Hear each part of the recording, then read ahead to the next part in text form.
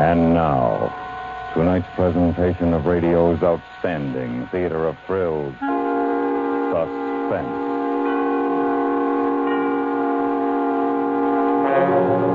Tonight, we bring you the story of a man who wanted to become important and the crime he committed to accomplish it.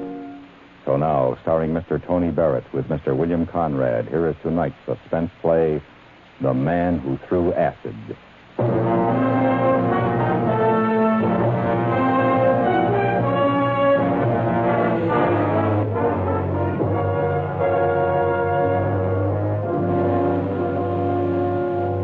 He was a young man serving his second year in the city assembly. And because he believed in honest government, he wanted to enact restraining legislation against the racketeers. At first, the older men, the wheels of the political machine, laughed at him, patted him on the back, gave him a cigar. They liked him because he reminded them of their lost ideals, wasted energy. And then they began to listen to him, wondering. The young assemblyman said in council, I wasn't elected to this office to see my wife and kids or anybody else's wife and kids dictated to by the racketeers and the hoodlums in this city. That's what's happening. Dope, gambling, mugging, the protection racket started again. If the chief of police won't or can't do anything about it, I say we should. Make laws. Put teeth in them. Get rid of the big boys who run the rackets and we'll have a clean city. It wasn't a brilliant speech, not in content or in delivery, but it made its point. And the young assemblyman kept on making his points. The older, wiser city fathers began to take notice. So did the press. And so did the big boys, the racketeers. And the man who was considered the boss called a meeting. There was no red tape involved, no orders in triplicate, a simple direct edict from the top. And the organization was such that by 7 o'clock that evening, the hireling had been contacted. His name was Steve Kleiber, a thin, pasty-faced man of 42 who looked no more than 35. He lived on the fringes of gangster society, and like so many of his kind, was still considered a punk. He was desperately trying to gain a toehold before it was too late, because a middle-aged punk is the lowest form of underworld life, a lackey. The boss's contact explained the situation about the assemblyman. That's a snap, Steve. Just throw acid in his face and beat him? Yeah, that's it. 200? For doing nothing. You get the acid for me. Sure, Steve. You put the finger in? It'll be all set. There's nothing else to? I told you. The assembly guy is important. Look, you want the job. It's none of your business. How come? Just do you want to do it? Well, I was just thinking, if it is kind of important and you want me, maybe you put in a word for me, huh? With the boss, maybe? Oh, now, Steve. The boss don't know anything about this. It's a private good. Oh. Okay, sure. You gonna pay me now? Half now. The other 100 when you've done it. Yeah. Okay.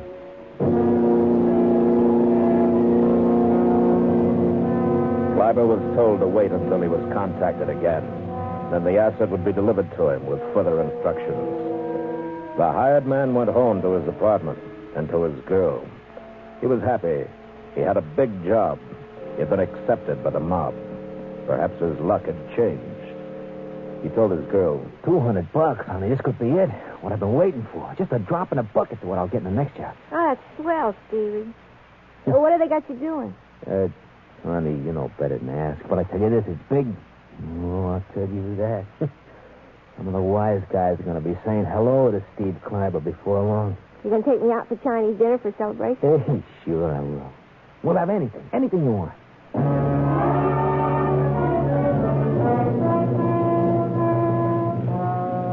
It was a night for celebration because plans had been made to throw acid in a man's face.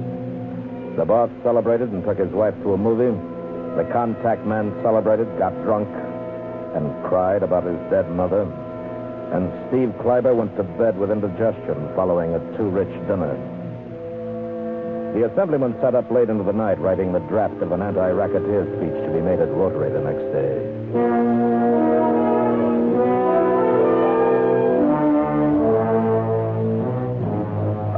later, Kleiber received a phone call.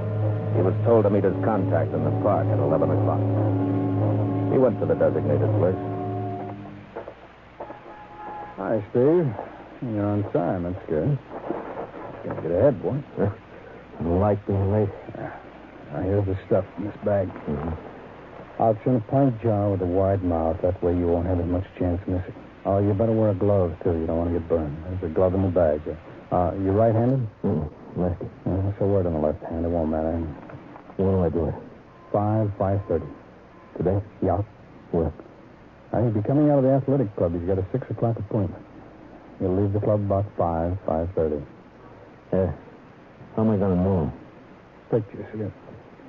Take a look at him. Yeah. Now, he looks like these pictures, so you won't have to worry. You can't miss him. Mm-hmm. Yeah. Can I keep these? Yeah. What do I do after it's all the stuff? Ditch the bottle. Break it. And don't touch it without you wearing a glove. No prints on it. Okay. Then what? Take off. Think I'll have a car to pick me up? It's too risky. Cars can be traced. Someone sees the license. You shouldn't have any trouble, though. It's a quiet street, buildings near the woods. You know where it is, in the corner. Yeah. Okay, you're right off the main drag. Just get lost in the crowd and don't run. By the time anyone figures out what happened, well, you ought to be home. Hey, seems to me I'm taking some chance for a lousy 200. Hey, back what I gave you. I get somebody else. No, wait. It's okay. But I sure hope you guys appreciate the risk I'm taking. We appreciate it. Oh, and Steve. Yeah. If anything should go wrong, like say you do get picked up, you don't talk. Huh? No name. Not even one. Oh, nobody gets me to talk. That's my boy. Well, I'll be seeing you. You come round to the bar for your dough when it's finished, and I'll leave it there for you.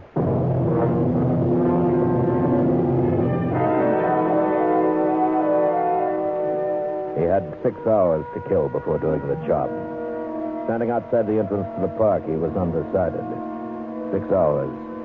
And he moved casually to the bus stop and correctly, obediently took his place in line behind 3 other passengers as the bus pulled in. A very ordinary man, carrying a paper sack in which was a jar of acid and a glove. He went to a favorite hangout, a bar at the east end of town, not because he needed a drink. He wasn't nervous, but rather because he hoped to run into some of the boys.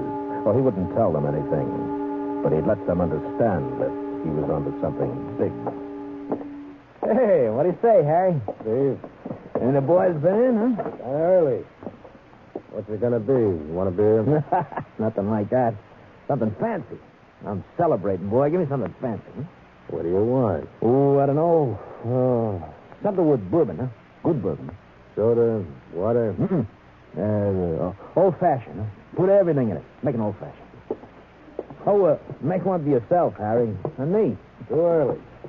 Come on, help me celebrate. I never celebrate till after 5. Well, at 5, I'm going to be tied up. I'm sorry. At 5, I got an appointment. Big appointment. Uh-huh. How are you, Harry? Morning, Lou. How's everything? Couldn't be better. Fine. What do you say, Lou?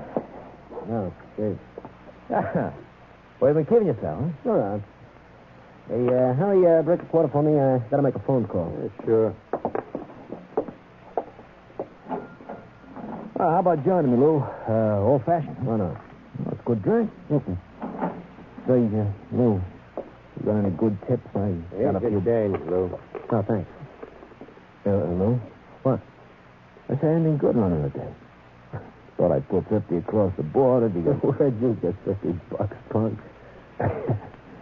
You know, it's funny the way you guys call me. That's really funny. Old-fashioned, 65 cents. Huh?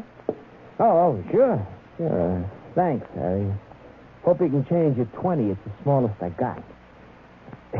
Yeah, Lou, that's what it is. Hearing you guys call me punk is pretty funny. You got a little prize coming in, boy. Yeah? Well, I'll live. Thanks, Harry. Yeah, it's okay. Forget the tip, Lou. I just thought I'd do you a favor, give you a fin if the horse comes through, but from now on I do my business uptown direct. You do that. Nerve of that guy, you hear him? Small time, and he's calling me... good old-fashioned, Harry. That's the best. You sure know how to make them, all right. Uh-huh. The drink was too sweet. He didn't like it.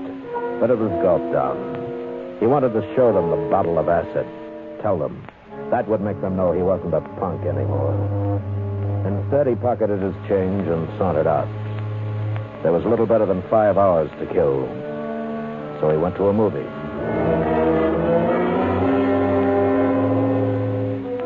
It was a triple feature. And when he came out, blinking in the strong sunlight, the time was 4 o'clock. Holding the paper sack carefully, he took a bus uptown and noted the traffic was getting heavy. At 4:30, he walked past the athletic club and into a drugstore across the street. Sitting at the counter, he leafed through a detective magazine and drank 2 large Cokes. The assemblyman had played handball, taken a shower, and by 5 o'clock was dressed and on his way out. His companion suggested a cocktail, but because of his appointment at 6, he begged off. Wish I could, but it'll take me an hour to get out there. We'll take a rain check for next week. So long. Say hello to the wife and kids. Steve Kleiber was waiting outside the drugstore when the assemblyman emerged from the athletic club. He recognized the man immediately and crossed the street. By the time the assemblyman reached his car and was unlocking the door, Kleiber was behind him, the jar held firmly in his gloved hand. There was no one else in sight. Hey, mister. Yes? Here's something for you.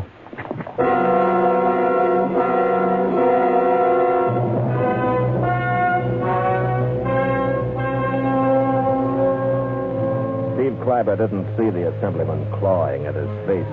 He dashed the jar to the street and ran to the corner, and a moment was lost among the 5 o'clock homecoming crowds. He felt pride in the smoothness of his accomplishment. His nerve had held up. He'd proved himself as a man to be trusted. Any punk could do a good job with a gun, but he had performed a task few men could have done better. Cold, sure, perfect timing. He went home to his girl, and as he relived the moment in telling, he felt himself become flushed, hot with excitement. So I figured it out. See, just like a shotgun. You know how when you shoot a shotgun, the lead spreads out? So I figured the same with the acid. Get close enough, just close enough so it won't spread. I was 3 feet. 3 feet. That's when I said, hey, mister. Then he turned around. Boy, you could have put me on the Olympics the way I took off. You should have seen me I'm go. glad I didn't. Huh? Well, honey, I'm just telling you That's that. an awful thing doing a thing like that. I don't get you. It's a job, that's all. How come you didn't tell me that's what you were going to do? Well, why should I tell you? It's none of your business. I tell you now because I thought you'd be interested. I'm not. Well, that's a fine thing. I'm hungry. Let's go eat. No. Think of a couple of days, lay low, just to be sure, you know. Now, look, you go on down to Delicatessen and get some stuff. And lady can go down to Harry's and pick up $100 for me. He'll be there. By 7 o'clock, the extras were on the street. By 10 that night, the entire city knew what had happened. And the man who had ordered it to happen, the boss, was at home smoking a cigar, reading. His wife came in and said, I just heard the news on the radio. What news? Some man threw acid in somebody's face. He's a representative or a senator or something in the city. No kidding. Gee, that's terrible. Awful. Boy, I hope they get him. The man that did it. Yeah. And a phone call came into the boss on his private line. He listened for a long time. His cigar went out. He looked puzzled. You still there? Yeah, I'm here. Oh. Well, it's like I said. He ain't dead, but it might be better if he was. The cops are really out tonight. Who did the job? Oh, some punk. Steve Kleiber? Does he know anything? Yeah, I don't think so. I had a good boy give him the word. Then we're in the clear. Don't worry, in a couple of days it'll quiet down.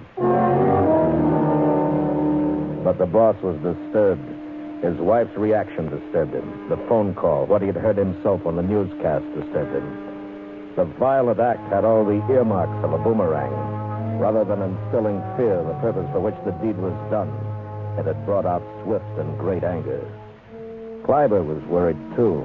His girl had gone to the bar and returned empty-handed. The second $100 installment of his payment was not there. His contact had not been seen that day. The next morning, a reward of $5,000 was posted for the apprehension of the man who threw acid. And by afternoon, the prize money had risen to $12,000. Kleiber read the newspapers that night and was frightened. Listen, honey, I better get out of here. Some of these rats get an idea to turn me into that kind of door, I'm in trouble. Yeah. Maybe you better. Look, honey. You go down to Harry's again, huh? I need that $100. I'll have to get out of town for a while. What's the use? You ain't going to be there. They made you a sucker. After what I've done for you, crazy, a nice, clean job. Now, listen, I'm going to hide out. I know a place in town here. Till you get the dope, huh? How can I get it? Well, try, will you? There's the flop house.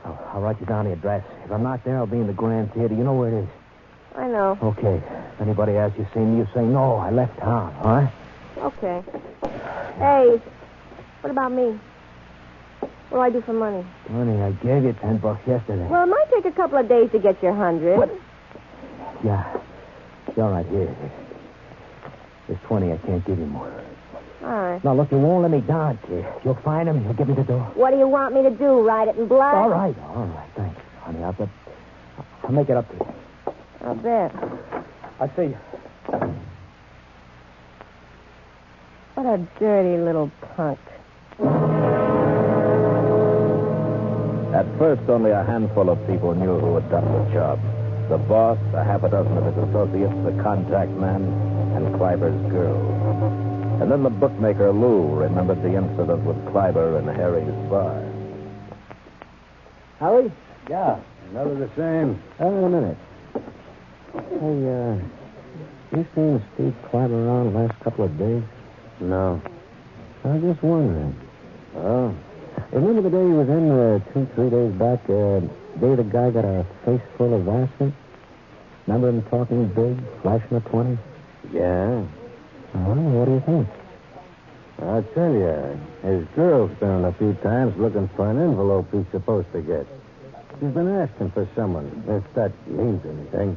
Uh-huh. You know what the reward is? Last I heard, 12,000. 20. It's a big snake. I don't want to be in that guy's shoes. If Steve did it, I wouldn't want to be in his shoes. Me either.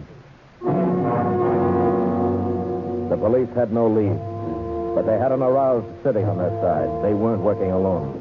Every citizen was a potential ally, every news agency a powerful voice.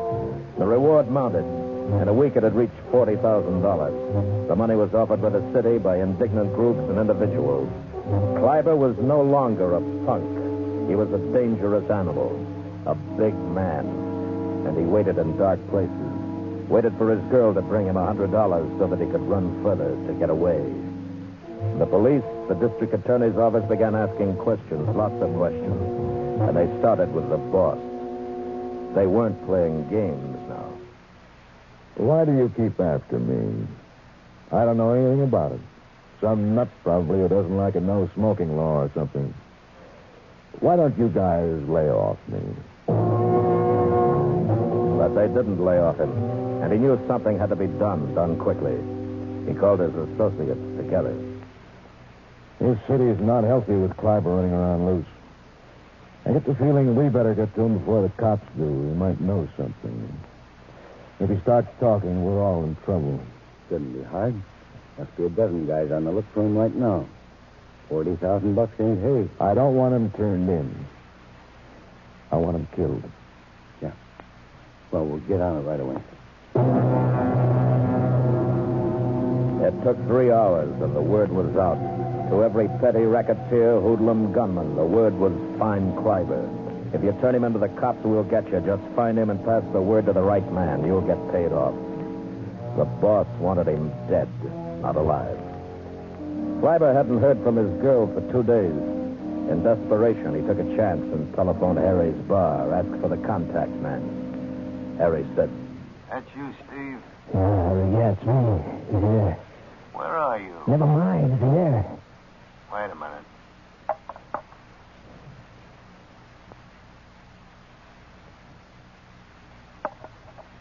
Hello? This is Steve. Listen, I got that money. I've got to have it. What are you trying to do? Oh, now, don't get excited, kid. We had a little trouble and laid low. I'm sorry about it. Where are you, Steve? I'll get it to you right away. Never mind where I am.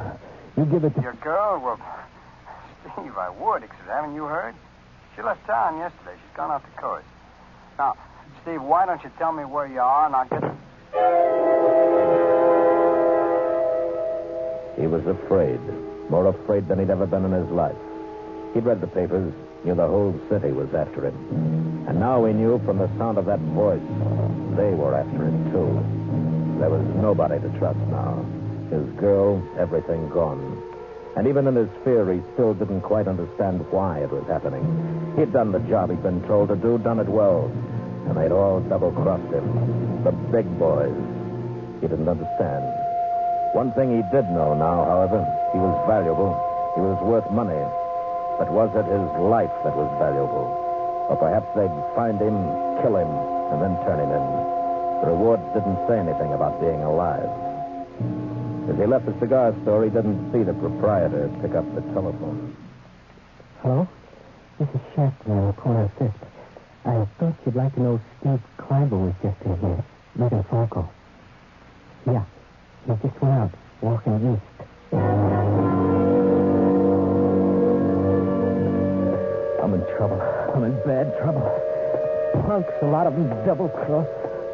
I'm in trouble. I'm scared. Well, I shouldn't be out like this. I gotta find someplace to hide out. Where? They'll get me. They'll be looking. They'll get me. And he felt safer walking because every place, any place that he might want to go, a shelter, was now a trap. He saw the police station at exactly the same moment he saw the black car around the corner. And a sixth sense told him what was about to happen. He started to run toward the police station.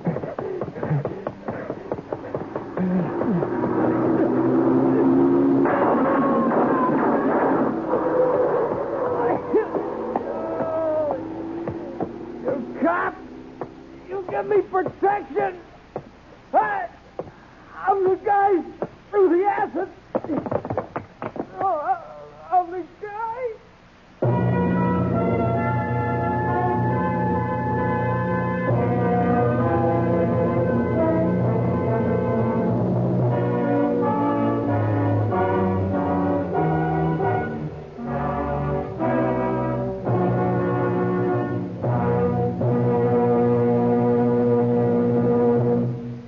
Suspense, in which Mr. Tony Barrett and Mr. William Conrad starred in tonight's presentation of The Man Who Threw Acid.